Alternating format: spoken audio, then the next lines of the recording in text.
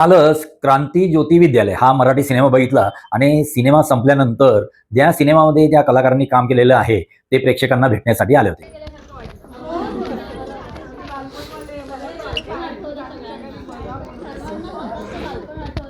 हो ना.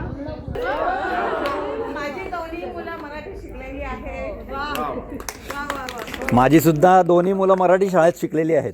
सिद्धेश लोकरे हा तरुण मुलगा 30 दिवसामध्ये 30 शाळांसाठी 3 कोटी रुपये त्याने जमा केलेले आहेत आणि या शाळेसाठी तो पूर्ण योगदान देतोय. ही खरी त्याची मेहनत आहे. ही अशा शाळा वाचवणं खूप गरजेचं आहे. शिक्षिका होत्या त्या देखील त्यांनी सांगितले मराठी भाषा ही जी आहे शाळा आम्ही त्याला वाचवण्याचा प्रयत्न करतोय.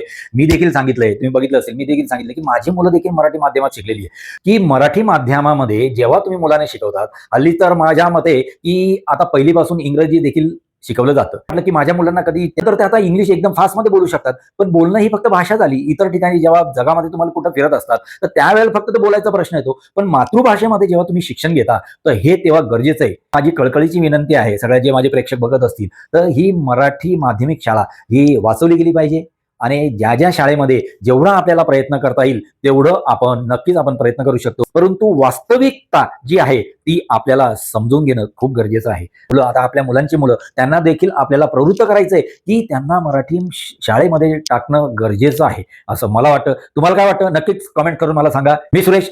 असेच माझे व्हिडिओ लाईक करा, शेअर करा आणि सबस्क्राईब करायला अजिबात विसरू नका.